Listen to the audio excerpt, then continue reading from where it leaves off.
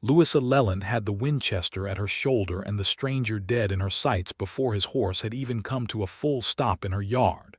"That is far enough," she called out, her voice steady despite the sweat sliding down her spine in the thick evening heat.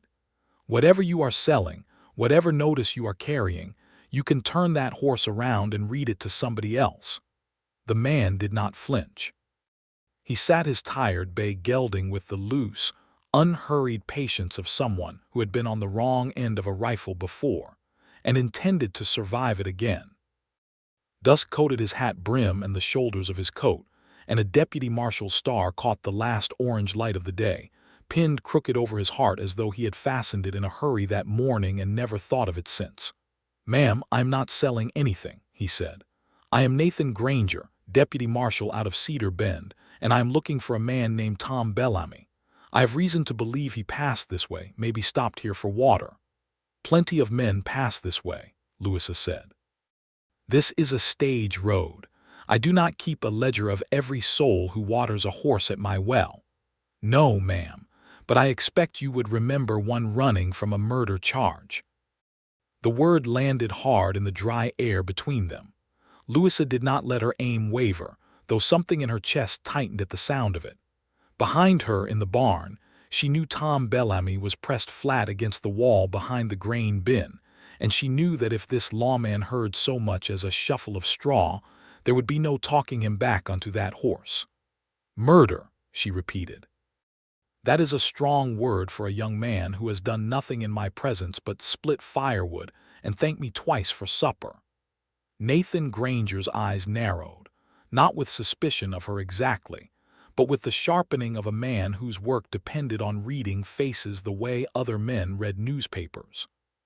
"So he is here." "I did not say that. You did not have to, Mrs. Leland." He had learned her name somewhere along the road, likely from the station master at Willow Creek, and the way he used it now, quiet and almost gentle, unsettled her more than a shout would have. "I have got a wanted notice in my saddlebag that says Tom Bellamy killed Wade Draper, with a fence post out past the Draper spread 3 days back. Old Silas Draper is offering $200 for him, dead or alive, and there is at least one man riding these roads who would prefer alive was not a requirement." Louisa's finger tightened just slightly against the trigger guard, not the trigger itself. $200 was more money than most families in this stretch of Nebraska saw in a year, and she understood exactly what kind of men that sum would draw out of the tall grass. "Then maybe," she said, "you ought to be asking why a boy who never raised his voice to me would need to run at all, instead of riding in here with your gun hand loose and your notice like it was gospel." "I did not say it was gospel. I said it was my job." "Your job," she said, "is written by a man with $200 to spend on making sure nobody asks questions." For a moment neither of them spoke. The wind moved through the dry grass beyond the corral, carrying the smell of scorched earth that had settled over the whole county since June, when the rain stopped coming and the wells began to drop. Somewhere behind the house, a rooster called out of habit though the sun was nearly down. Nathan Granger studied her over the barrel of her own rifle with an expression she could not quite place, not fear, not anger, something more like careful respect, the look of a man recalculating. "You are not going to shoot me, Mrs. Leland. Try me and find out." "I might have believed that an hour ago," he said. "But you have not cocked that hammer, and a woman who means business generally does that before she starts talking." Louisa's jaw tightened. He was right, damn him, and she hated that he had noticed it before she had thought to hide it. It was Tom Bellamy who broke the standoff, stumbling out from behind the barn door with his hands raised and his young face gray with fear, because he could not stand to hear her lie for him any longer while a lawman sat there with a warrant that could see her arrested too for harboring a fugitive. "Do not shoot her," Tom said, his voice cracking. "It was me, Marshal. I am the one you want. Just do not hurt her. She did not do anything but let a scared man sleep in her barn." Nathan Granger's hand had gone to his revolver the instant Tom appeared, but it stopped there, resting, not drawing. He looked from the boy to Louisa and back again, and something in the tightness of his shoulders eased, just barely. "Nobody is getting hurt tonight," he said. "Not if everybody keeps their hands where I can see them and their mouths moving instead of their feet." Louisa lowered the rifle an inch, not because she trusted him, not yet, but because Tom stood between them now, trembling and unarmed, and she would not let a boy die over her own stubbornness. "He never went at Wade Draper with murder in his heart," she said. "You want to know what happened, Marshal? You are going to sit down at my table and hear it whole, not in pieces from a wanted notice written by a grieving father who never once asked his son what he had done to deserve what he got." Nathan Granger looked at her for a long moment, the heat pressing down around all three of them like a hand on the back of the neck, and then slowly, he swung down from his horse. "All right, Mrs. Leland," he said, "tell it." Inside, with the shutters open to catch what little breeze moved through the dusk and a lamp burning low on the table, Louisa poured well water into 3 tin cups and watched Nathan Granger take the seat she offered him, though he angled his chair so his back was never fully to the door, and he kept his revolver within reach on his thigh. She noticed these things. She noticed, too, that he did not touch the water until Tom had drunk from his own cup first. Some old instinct of caution that told her this was a man used to being lied to, used to walking into rooms where the truth had already been rearranged to suit somebody with money. Tom's voice shook as he told it. Wade Draper had come across Tom's sister Mary near the creek 2 days before the killing, alone, gathering chokecherries for preserves, and he had not asked her kindly to walk with him. Mary had come home with her dress torn at the shoulder and bruises darkening along her arm, and she had begged Tom not to say anything, afraid of what the Draper name could do to a family that owned nothing but a rented quarter section and a mule. "But I could not let it lie," Tom said. "I went to find him. I meant to tell him to stay away from her. That was all. I swear it on my mother's grave." He laughed at me. Said nobody was going to believe a hired hand's word over Draper's, and he was probably right about that. And then he came at me with his fists up, and I do not even remember picking up the fence post, Marshal. I swear before God I do not. I remember him falling, and I remember running. Nathan Granger had gone very still, his cup untouched in front of him, his eyes fixed on Tom's face the way a man studies a horse he suspects is lying about its soundness. "Your sister," he said slowly, "will she say the same about what Wade Draper did to her at the creek?" "She is scared," Tom admitted. "She thinks nobody will believe her either. But yes, she would say it if somebody asked her gentle instead of pointing a rifle." Louisa watched the lawman's face change, watched something behind his eyes shift and settle, like a man laying down a heavy pack he had been carrying without knowing its weight. "The notice I am carrying," he said quietly, "does not mention any of this. It says Bellamy attacked Wade Draper without provocation and struck him down for no reason any decent man could understand.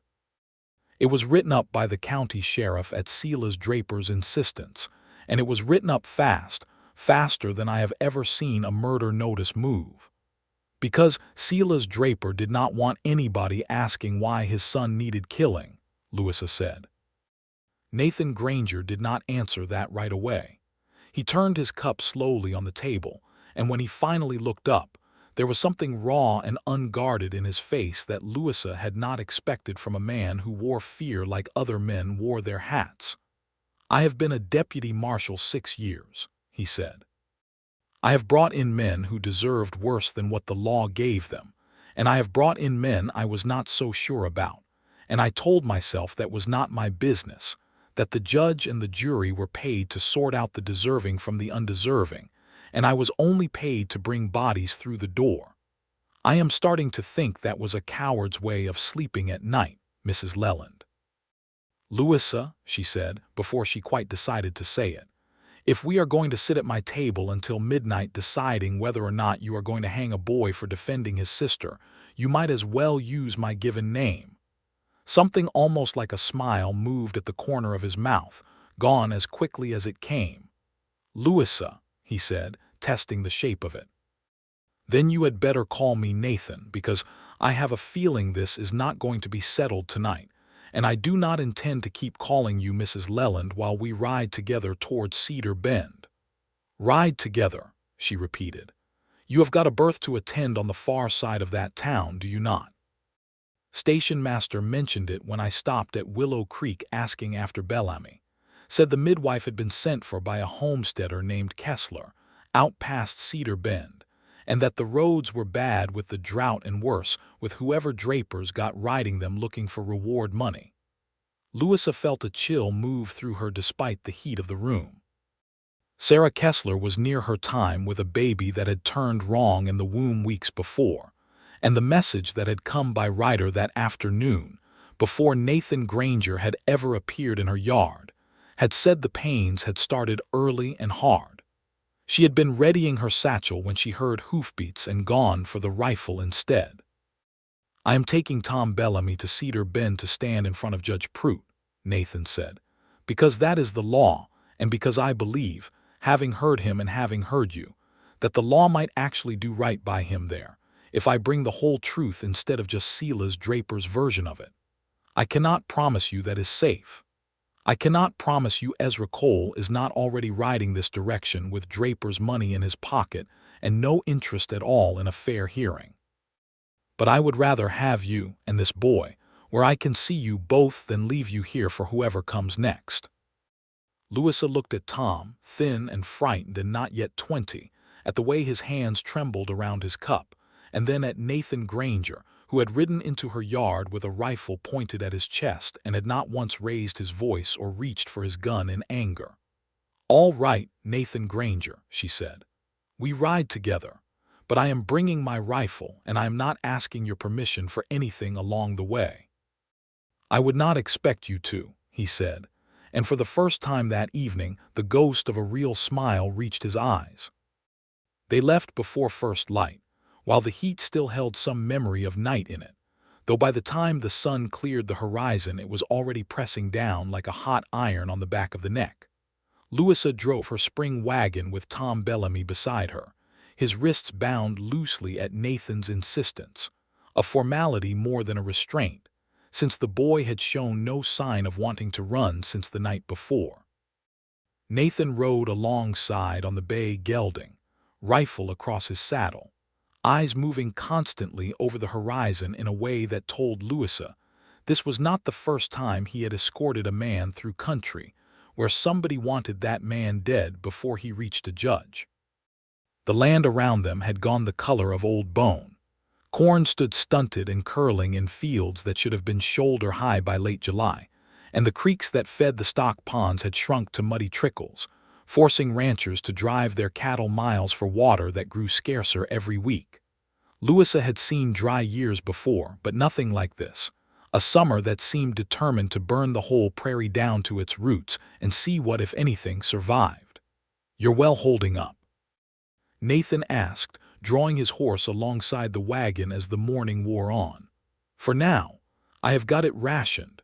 Stock first, garden second, and I have stopped bothering to wash more than my hands most days." She glanced at him sideways. "You are asking because you are worried, or because a lawman likes to know what he is dealing with?" "Both, I expect." He rode easy in the saddle, the kind of easy that came from a man who had spent more of his life on a horse than off one. "I grew up on a place not far from here, before my father lost it in the drought of '69. I know what this kind of summer does to a family, breaks some of them clean in half." "It has not broken me yet," Louisa said, and something in her voice made him look at her properly, not the quick appraising glance of a lawman but a longer look, curious and unguarded. "No," he agreed. "I do not expect it has." Tom Bellamy, silent for most of the morning, finally spoke from the wagon bench beside her. "Marshal Granger, why are you doing this? Taking the trouble to hear the whole of it, I mean. Most men in your position would have just hauled me in and let Draper's money do the rest of the talking." Nathan was quiet a moment before he answered. "Because 6 months back I brought a man into Cedar Bend on a horse theft warrant, and it turned out later that horse had been given to him free and clear by a rancher who changed his mind and did not want to be seen giving charity. That man spent 4 months in a jail cell before the truth came out, and by the time it did, his wife had taken their children back east because she could not feed them on what she was making alone. I did my job exactly as it was written, and it still was not justice. I have been trying to figure out the difference ever since, and I am starting to think it is a bigger difference than most men in my line of work want to admit. Louisa found herself watching him longer than she meant to, the sun catching the tired lines at the corners of his eyes, the careful way he held himself even in the saddle's easy sway, like a man who had trained every muscle in his body never to be caught unready. He was, she thought, exactly the kind of man the papers liked to print stories about, a deputy marshal feared from the Platte to the Republican, and yet here he sat, unraveling his own certainty in front of a rifle-toting widow and a frightened farm boy, because his conscience would not let him do otherwise.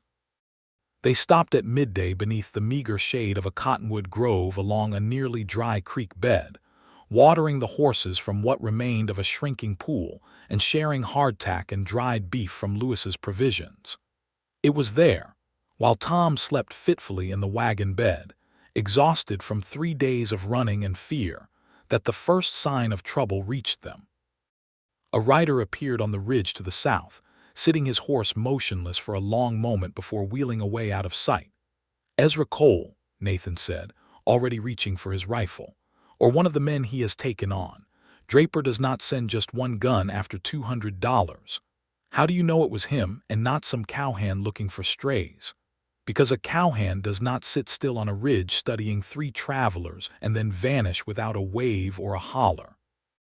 That is a man marking where we are for somebody else, or deciding whether the odds favor him yet." Nathan's jaw was tight. "We keep moving. I would rather meet him on ground of my choosing than wait here and let him pick his own."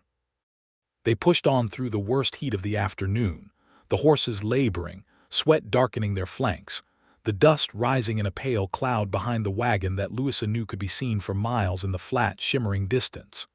It was nearing 4 o'clock, the sun still brutal and high, when the shot rang out. It struck the wagon's sideboard with a crack that sent splinters flying, and Louisa hauled back on the reins by instinct alone, the horses screaming and rearing in their traces. Nathan was already moving, swinging down from his horse and pulling her bodily from the wagon seat toward the shelter of a shallow gully that ran alongside the road, Tom stumbling after them with his bound wrists held awkwardly in front of him.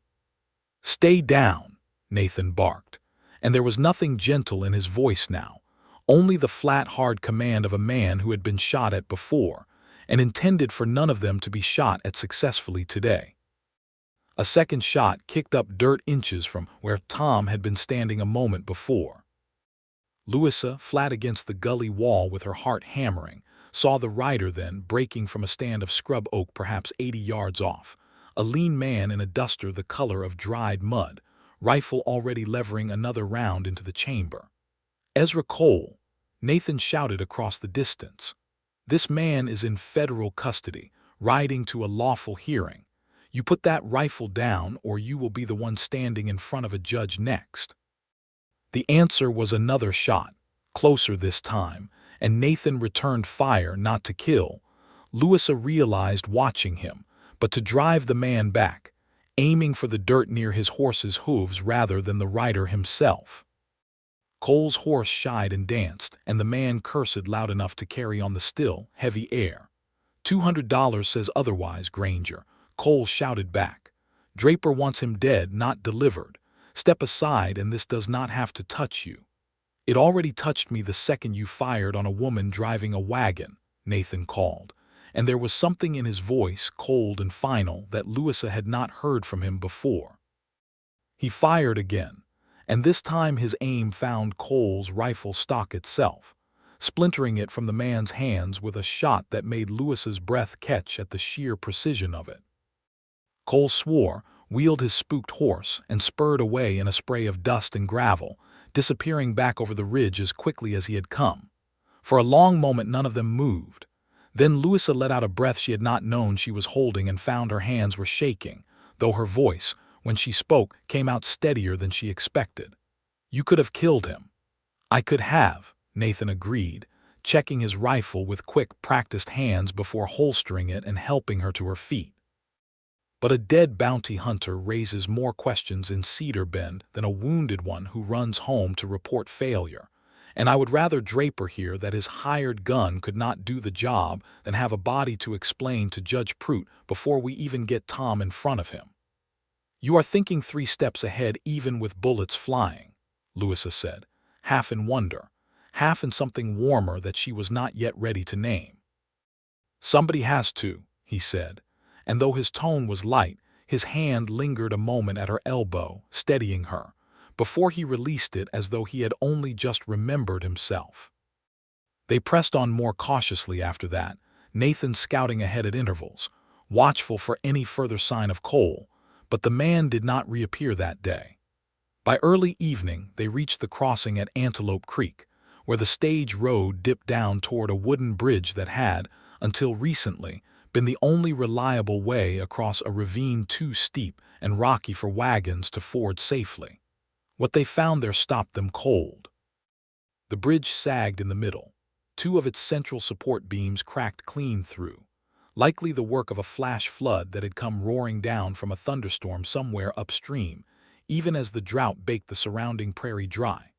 One of those cruel ironies of the plains where disaster came not as rain, but as its sudden, violent absence followed by a single storm too fierce and too far away to help anyone but strong enough to wreck what little infrastructure held the country together. On the near bank, a stalled stagecoach sat with its passengers gathered in the shade of a tarp strung from its side, and beyond them, a farm wagon loaded with a family's belongings, and 2 more travelers on horseback, all stranded, all waiting for a bridge that showed no sign of mending itself. "We cannot wait for someone from Cedar Bend to come fix this," said the stage driver, a heavy-set man named Purcell who introduced himself while wiping sweat from his neck with a bandana gone gray with dust. "I have got a family in that coach with a sick child, ma'am, and the mother says the boy's fever will not break in this heat without proper doctoring, and Cedar Bend is the nearest place with a doctor within 2 days' ride either direction." Louisa was already moving toward the coach before he finished speaking, her satchel in hand, years of instinct guiding her past questions of jurisdiction or convenience straight to the boy who lay listless and flushed against his mother's lap. "Heat sickness mostly," she said after a quick examination, feeling his pulse, the dryness of his skin, the way his eyes struggled to focus. "He needs water, slow and steady, and shade, and cool cloths at his wrists and neck. He is not going to get better sitting in a hot coach waiting on a doctor 2 days off. But he does not need a doctor so much as he needs exactly what I am about to do."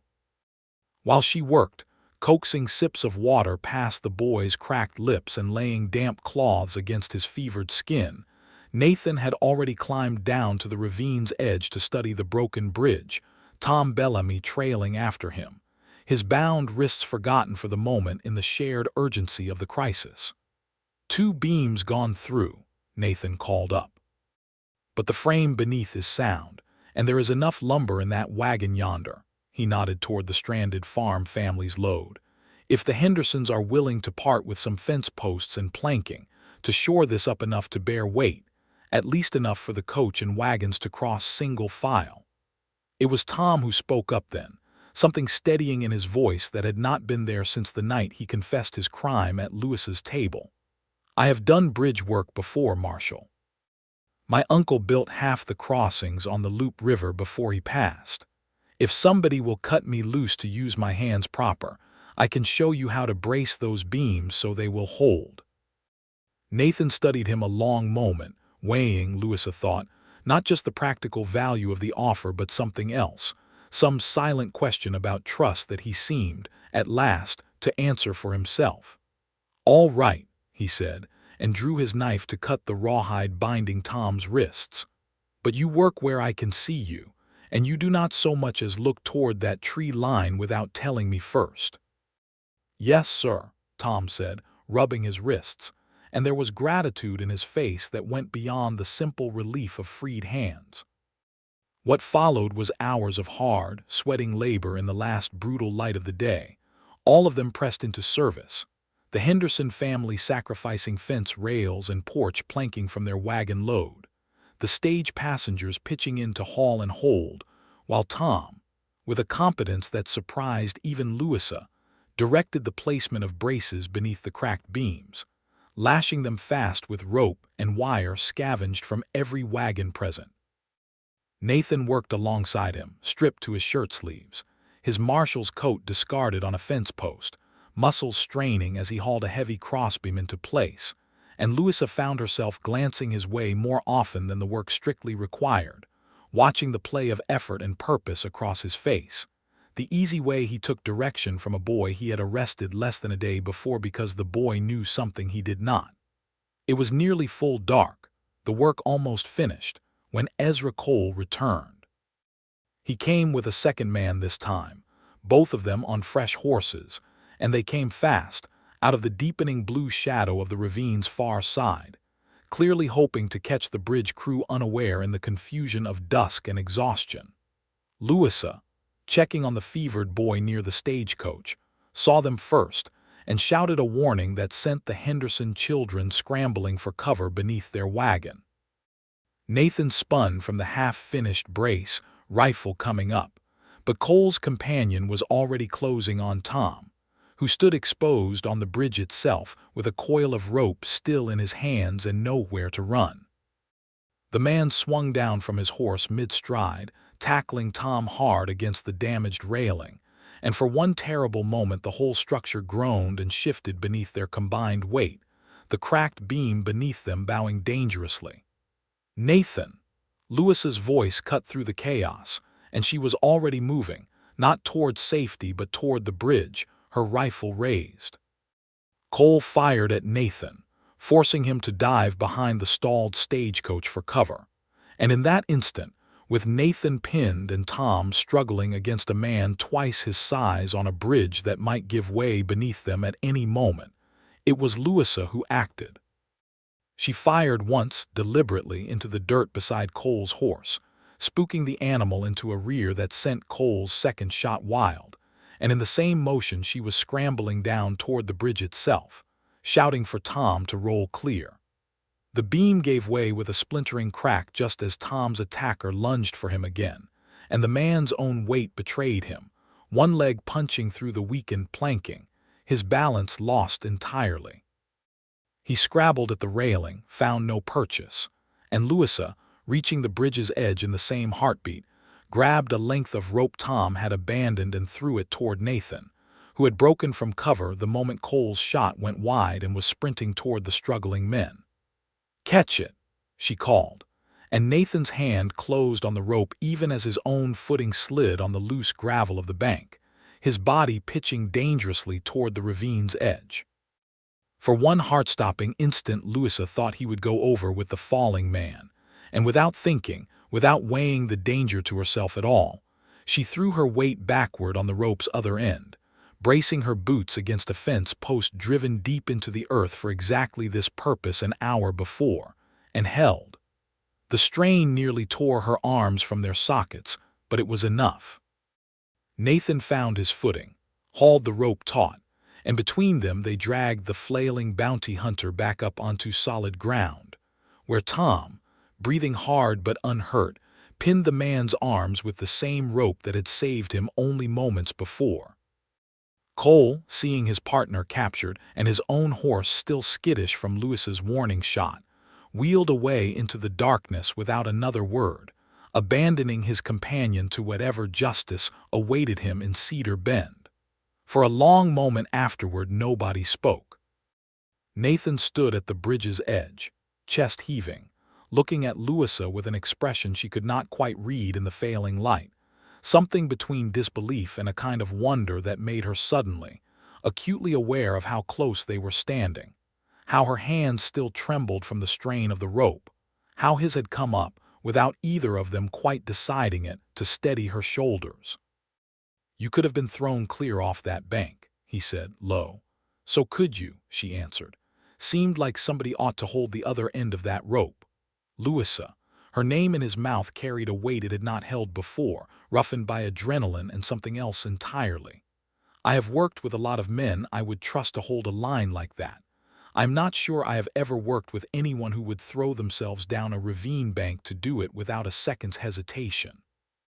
Maybe you have just been working with the wrong sort of people, she said, and the words came out softer than she intended, an admission disguised as a joke. Neither of them moved for a moment. The captured bounty hunter groaned nearby, and somewhere behind them the fevered boy's mother called out that his temperature seemed to be breaking at last, and the ordinary business of survival went on around them. But for that single suspended moment, in the last blue light before full dark, there was only the two of them, close enough that Louisa could feel the warmth radiating from him after the exertion, close enough to see the tension in his jaw ease into something else. He kissed her. It was not a long kiss, nor a bold one, but it was certain, his hand coming up to cradle her jaw with a gentleness that seemed at odds with the man who had just disarmed a bounty hunter with a single rifle shot. And Louisa found herself kissing him back before she had fully decided to, her fingers curling into the front of his shirt as though to steady herself against a world that had tilted somehow in the space of a single breath. When they finally drew apart, both of them a little unsteady, Nathan looked almost as startled by what had happened as she felt. "I should not have done that," he said, though there was no real regret in his voice, only uncertainty. "You have got a life at Willow Creek, a ranch, a trade folks depend on. I have got a badge that takes me wherever trouble calls, sometimes for weeks at a stretch, and half the county fears me more than they trust me. That is not much to offer a woman like you." "I did not ask you to offer me anything," Louisa said, though she made no move to step further away from him. "I judge a man by what he does, Nathan Granger, not by what folks whisper about him in town. And what I have seen you do these past 2 days is stand your ground for a scared boy against your own sheriff's orders. Take a bullet's worth of risk to keep strangers safe. And just now, kiss me like you meant it. I do not know what tomorrow holds any more than you do, but I am not sorry for tonight." He looked at her for a long moment, something working behind his eyes, and then quietly, "Neither am I." They finished the bridge by lantern light. The last brace hammered fast just as the moon rose full and heavy over the prairie, and one by one the stranded travelers crossed to the far side, the Henderson wagon creaking over the mended beams first, then the stagecoach, its fevered passenger sleeping soundly now, his color returned, then the horseback travelers, calling thanks over their shoulders as they went. Louisa and Nathan crossed last, Tom leading the wagon horses carefully over the repaired span, the bound bounty hunter trussed securely in the wagon bed behind them, and Louisa felt something settle in her chest as the wheels rolled onto solid ground on the far side, a sense that they had built something together that would outlast the danger that had forced it into being. They camped that night within sight of Cedar Bend's distant lamplight, too weary to push on further, and though Louisa lay wrapped in her blanket with the vast wheeling stars overhead, and the memory of Nathan's kiss still warm on her lips, sleep came slowly, full of turning thoughts about what a future might look like for a midwife who judged men by their deeds, and a marshal who was only now learning to trust his own conscience over his orders. They reached Cedar Bend by mid-morning, the town's dusty main street already stirring with the business of a summer day, wagons loaded with what little produce the drought had spared, a blacksmith's hammer ringing steady from an open-sided shop, children chasing a dog beneath the boardwalk's thin shade. Nathan delivered the captured bounty hunter to the town's jail first, a squat building of sod and timber behind the sheriff's office, where Sheriff Amos Whitfield, a broad, graying man with tired eyes, listened to Nathan's account with a deepening frown. "Silas Draper is not going to like hearing his hired gun is sitting in my jail instead of Bellamy," Whitfield said. "Silas Draper does not get to decide what the law likes, Sheriff," Nathan answered evenly. "I am bringing Tom Bellamy before Judge Pruitt this afternoon, and I expect a fair hearing, with Miss Mary Bellamy's testimony heard alongside whatever Draper's version of events happens to be." Whitfield studied him a long moment, then nodded slowly. "Prute's fair when he is given the whole picture. See that he gets it." Louisa, meanwhile, had no time to linger over the unfolding legal drama. A boy came running from the direction of the Kessler homestead within minutes of their arrival, breathless and wide-eyed, saying Sarah Kessler's pains had grown worse through the night and the baby still had not turned. "Go," Nathan told her, before she had even finished reading the urgency in the boy's face. "I will send word the moment there is anything to tell about Tom. Go do what you came here to do, Louisa. I will be here when it is done." She caught his hand for just a moment, a brief press of fingers that carried more than words could have, and then she was climbing back into her wagon with her satchel and following the boy at a pace that raised dust clear across the dry fields toward the Kessler farm. She found Sarah Kessler pale and exhausted in a bed damp with sweat, her husband Ben hovering uselessly nearby with the particular helplessness of a man who loved his wife desperately and had no earthly idea how to ease her suffering. The baby, as the message had warned, had turned breech, and Louisa worked with calm, practiced hands through the long hours of early afternoon, murmuring steady encouragement, guiding Sarah through each contraction with the accumulated wisdom of a dozen difficult births before this one, until at last, with a final effort that left Sarah sobbing with relief and exhaustion both, the baby came, feet first but breathing strong. A girl with a full head of dark hair and lungs that announced her arrival to the whole farmyard. "She is perfect," Louisa said, laying the swaddled infant against Sarah's chest, and watching the young mother's face crumple with joy was, as it always was, worth every hour of fear that had come before it. "You did fine, Sarah. Both of you did fine." It was nearly evening by the time Louisa returned to Cedar Bend, tired down to her bones, but carrying the particular light satisfaction that came from a birth well handled. And she found the town's small courthouse, little more than a converted general store with a raised platform at one end, packed with more people than she had expected, drawn by word that Silas Draper himself had ridden in that afternoon, furious, and demanding immediate justice for his son. She slipped inside just as Judge Harlan Pruitt, a lean, sharp-eyed man with a lawyer's careful patience, was calling the proceedings to order.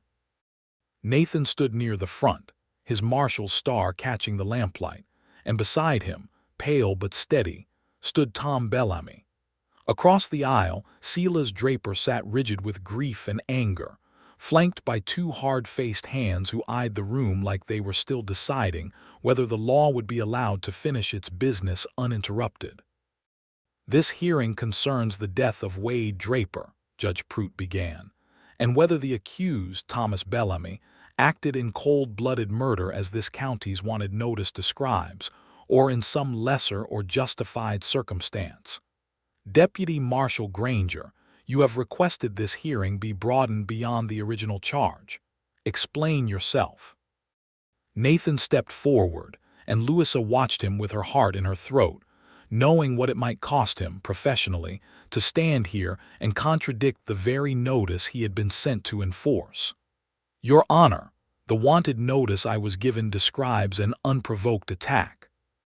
In the course of investigating this matter, I have found substantial reason to believe that is not the whole truth, and that Wade Draper assaulted a young woman, Mary Bellamy, 2 days prior to his death, and that Thomas Bellamy's confrontation with him arose directly from that assault. I would ask the court to hear Miss Bellamy's testimony, and that of Mrs. Louisa Leland, who examined Miss Bellamy's injuries at the time." A murmur ran through the gathered crowd, and Silas Draper surged half out of his seat before one of his men laid a restraining hand on his arm.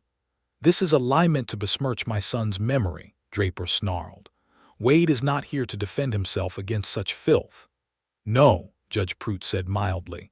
"He is not, on account of being dead, which is rather the whole matter under discussion, Mr. Draper. Sit down, or I will have you removed from my courtroom."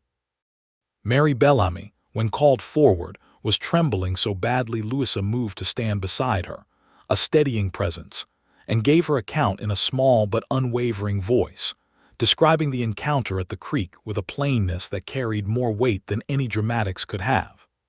Louisa followed with her own testimony, describing the bruising she had examined, its pattern and timing consistent exactly with Mary's account and inconsistent with any accident or exaggeration. And the defensive wounds on Thomas Bellamy's own hands and forearms, Louisa added, which I also examined the night he came to my ranch, are consistent with a man fending off blows, not delivering an unprovoked assault. I have delivered enough babies and set enough broken bones in this county to know the difference between an attacker's wounds and a defender's, Your Honor, and Tom Bellamy's are the latter.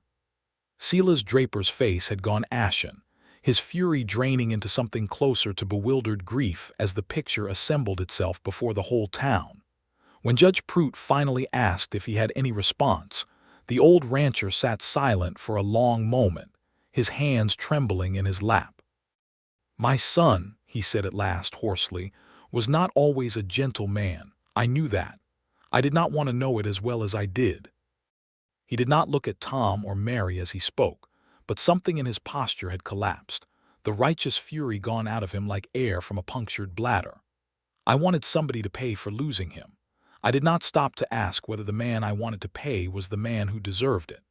Judge Prout let the silence sit a moment before he spoke again, his voice carrying the weary authority of a man who had presided over enough frontier grief to know it rarely resolved as neatly as anyone hoped. "Thomas Bellamy, based on the testimony heard here today, this court finds that you acted to defend yourself and to answer a grievous wrong done to your sister, and that Wade Draper's death, while a tragedy, does not constitute murder under this territory's law. You are free to go, with this court's regret that it took so near a miscarriage of justice to arrive at the truth." The courtroom erupted in murmurs, and Tom sagged with relief so complete his knees nearly buckled, Mary rushing forward to catch his arm, both of them weeping openly now that the terrible weight had finally lifted. Louisa felt her own eyes sting, and when she looked toward Nathan, she found him already watching her, his expression carrying something like gratitude, as though her rifle raised in her own yard 3 nights before had set in motion the very chain of events that saved an innocent man's life. Silas Draper rose without another word and walked from the courtroom alone, his hired men trailing uncertainly after him, and Louisa found herself, unexpectedly, feeling a flicker of pity for the old man beneath all her relief, a father who had lost a son and very nearly caused an innocent death chasing the wrong kind of justice for that loss. Afterward, in the cooling evening air outside the courthouse, Nathan found her waiting by her wagon. "Sheriff Whitfield tells me Ezra Cole's partner is talking plenty now that he sees which way the wind is blowing," Nathan said. "Says Cole will not be showing his face in this county again any time soon, not with a warrant out on him now for firing on a federal officer and a midwife both. Draper's bounty is void, of course, now that the charge itself has been thrown out." "So it is over," Louisa said. "The Bellamy matter, yes." He hesitated, and for a man who had faced down bounty hunters and a courtroom full of angry ranch hands without flinching, he looked suddenly almost nervous. "There is another matter I have been considering, though I am not entirely sure how to raise it." "Try plainly," Louisa suggested. "It generally works better than most other methods I have seen men attempt." That earned a real laugh from him, low and surprised, and some of the tension went out of his shoulders. "Sheriff Whitfield has offered me a permanent position here in this district, working out of Cedar Bend rather than riding the whole territory chasing warrants from one end of Nebraska to the other. It would mean I am not gone for weeks at a stretch anymore. It would mean I could be closer to Willow Creek, if that mattered to anyone there." Louisa felt her heart lift in a way she had not expected, standing in the dusty street with the last light fading gold over the courthouse roof. "It might matter to somebody," she allowed. "Louisa." He said her name the way he had said it on the bridge, low and certain. "I do not know exactly what this is between us yet, or how a lawman's life fits alongside a midwife's, or a ranch that needs tending and a badge that needs answering to. But I know I would like the chance to find out if you are willing. I am not in the habit of running from things that frighten me, Nathan Granger, she said. A storm, a stranger with a rifle notice, or a deputy marshal asking to court me properly. I expect I can manage to be willing. He smiled then, wide and unguarded in a way she suspected few people in this county had ever seen from him, and when he took her hand this time, there was no uncertainty in it at all. They rode back toward Willow Creek 2 days later, Tom and Mary Bellamy traveling with them partway before turning off toward their own family's rented land, both of them lighter and freer than Louisa had ever seen them. Tom already talking about hiring on with a bridge crew given how well his work at Antelope Creek had gone. The drought had not broken, the land still lay parched and brown beneath a relentless sun, but something in the atmosphere had shifted, a loosening after weeks of held breath. It was 3 nights after their return, with Nathan having taken up temporary lodging at the Willow Creek stage station while he settled the details of his new post, that the sky finally broke. Louisa smelled it before she saw it, that particular metallic sharpness that meant a real storm was building, not the false promise of distant thunder that had teased the parched prairie all summer without delivering, but something with weight and fury behind it. By full dark, lightning was stitching the horizon in long jagged seams, and the wind had picked up to a low, constant moan that set every animal on her ranch to nervous pacing. She was in the barn checking the latches on the stalls when Nathan arrived at a run, hatless, his shirt already plastered to his shoulders by the first driving sheets of rain.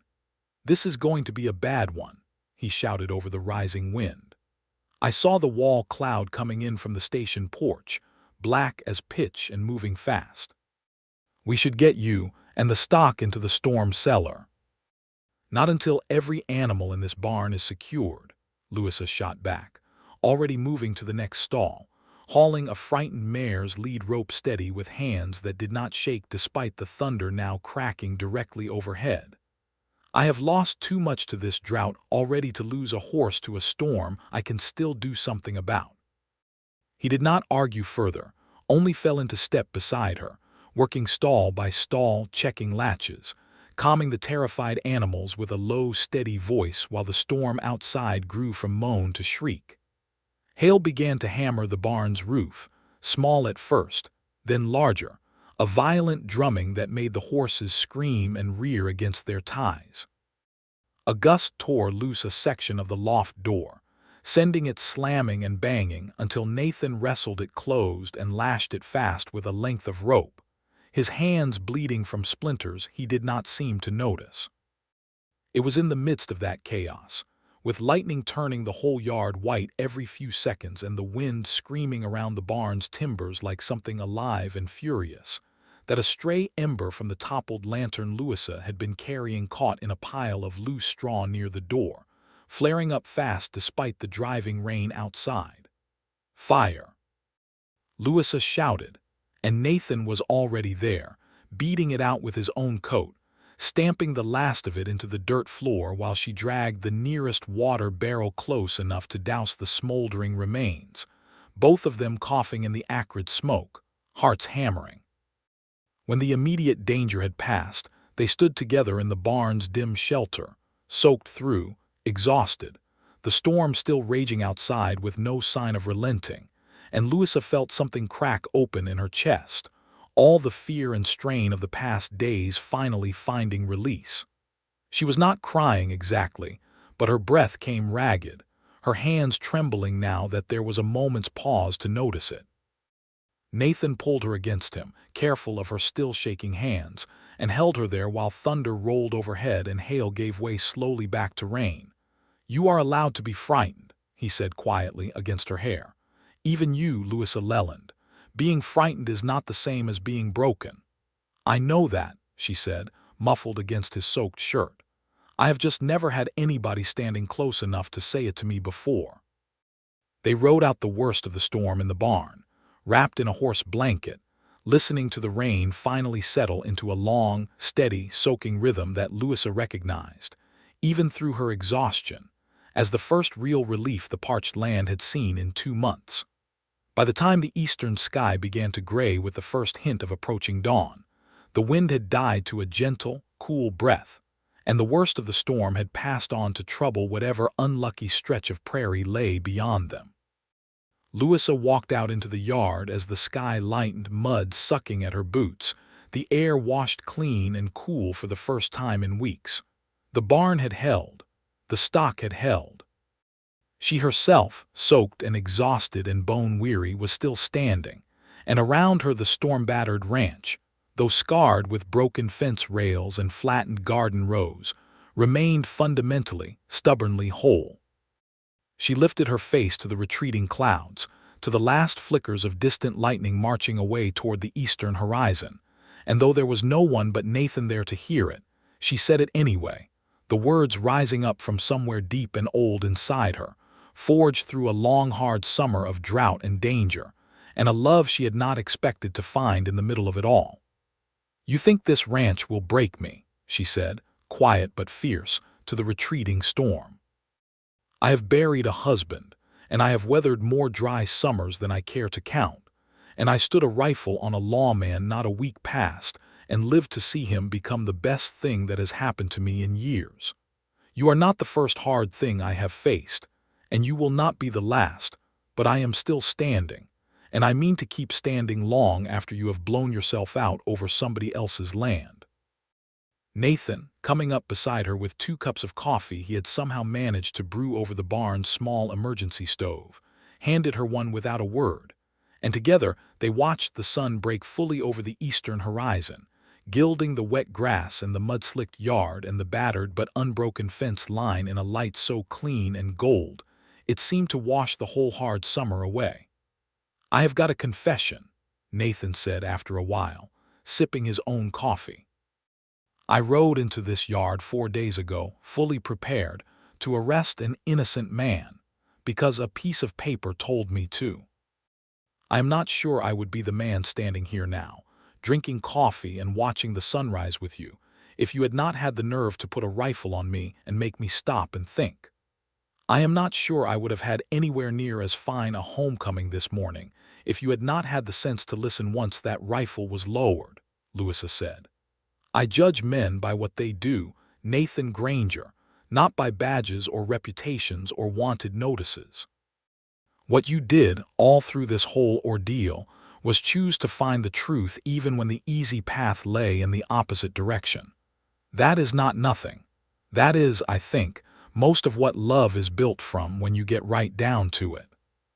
He turned to look at her then, the morning light catching the tired lines of his face, the small cuts from the storm still marking his hands, and something in his expression was so open, so entirely without the careful guardedness she had first met in her yard 4 nights before, that Louisa felt her own heart settle fully, finally, into certainty. "I meant what I said in Cedar Bend," he said, "about wanting to find out what this is between us.